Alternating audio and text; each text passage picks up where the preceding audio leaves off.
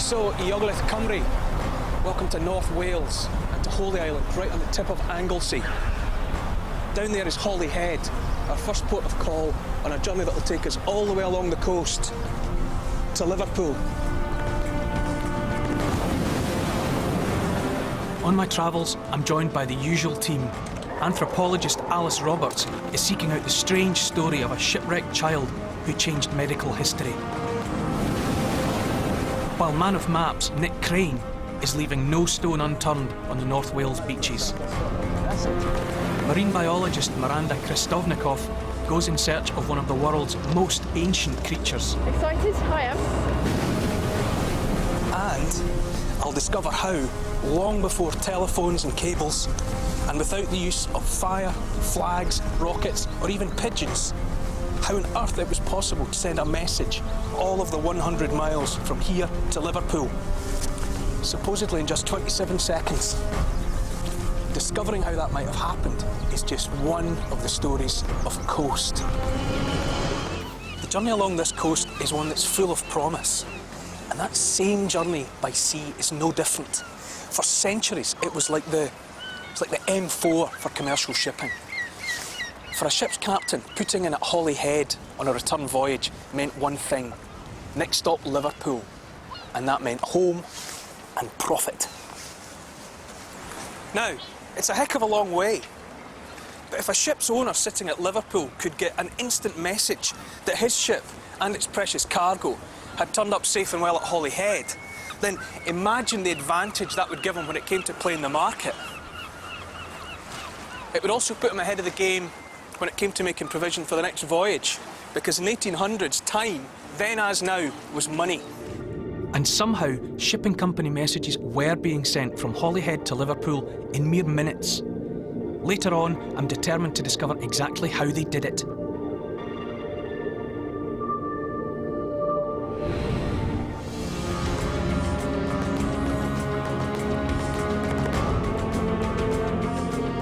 I've now travelled some 14 miles along the coast from Holyhead, and so far no luck finding out how, back in 1826, they managed to send commercial messages from Holyhead to Liverpool in as little as 27 seconds.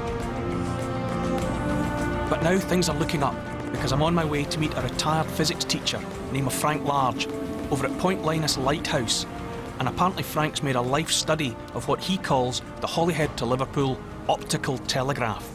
What on earth is an optical telegraph? Well, an optical telegraph is one in which you can see the signal from one station to the next. It's visual.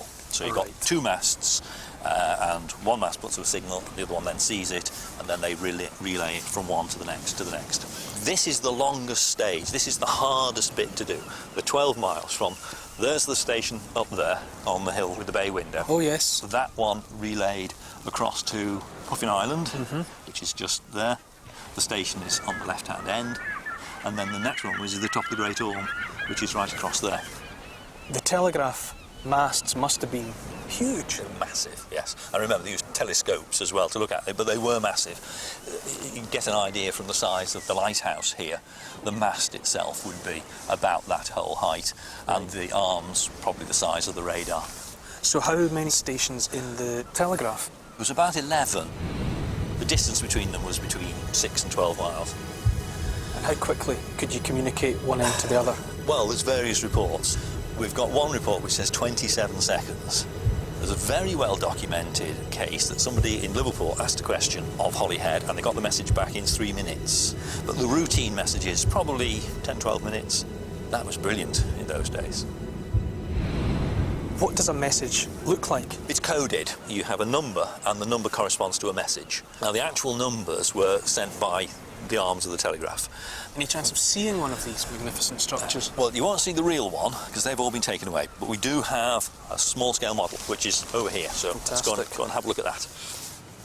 Well, Neil, this is our replica telegraph. It's about a third of the size it should be. And to help us conduct an experiment to see how effective the optical telegraph was, and how fast, I've enlisted the support of some fine young members of the Holyhead Sea Cadets. What we're going to do is going to try and send a signal from here down to a distant station. 4 of you, I think, are going to come with me, yes? We'll leave you to send a message. Good luck, everyone. We'll pick it up on the other side. different positions of the arms of the telegraph will represent different numbers, and we can translate these numbers into a message in the telegrapher's codebook. So, 1441 means sunk during the night. 772, have you any sick on board? 2970, she's a complete wreck. There's even one for past apprentices. 372, you're fired. Here's the message that we're going to send, right? 100, 400, 10 and 40. OK, number 1, do your job. That's it. 100. Can you indicate? Yep, got it. 400. 10. And 40. Excellent. OK, that's the message complete. So what we've got? Wind at Point Linus, south-southwest, moderate breeze, nothing more. Nothing more to report. Lovely, that's the whole message. OK, can you send that back? Yeah. Oh, that was really quick, wasn't it? That was quicker than this. I think I'll be optimistic and get my phone ready.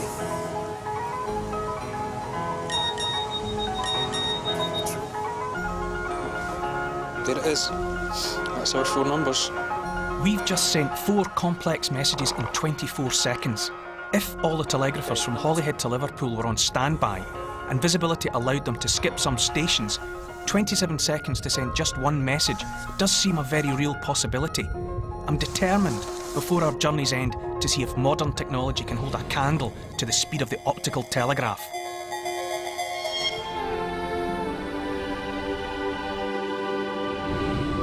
Next stop, sunny Llandudno and its magnificent limestone headland, the Great Orme. The white pimple on the summit used to be the optical telegraph station. Then it became a pub, a hotel, a golf club, a radar station, then a hotel again, and now it's a welcome cafe. You see, nothing on the Orme is exactly what you think it is.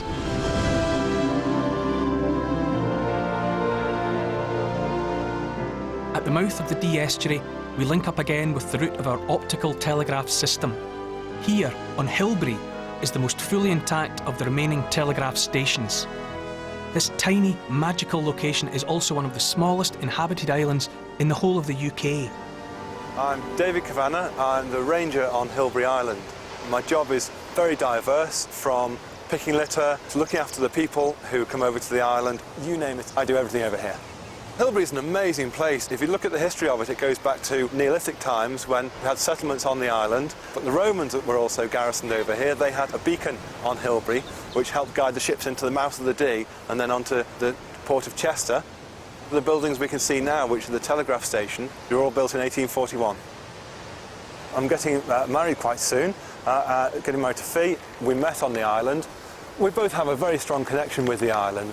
For me, I just like the way everything changes all the time. It is a fabulous place to be. We do see kestrels on the island hunting and even teaching the younger ones to hunt. Yeah. And the reason they come over here is because of our voles. Oh wow, look at the little ones here. We think they're changing into a subspecies, but we can't really be sure of that. But it wouldn't be surprising because they're on a small island. Fabulous. Oh, that's brilliant. I think the thing I like best is when the tide's in and there's no one here but us and it's peaceful. That's a very nice time, That's my favourite thing.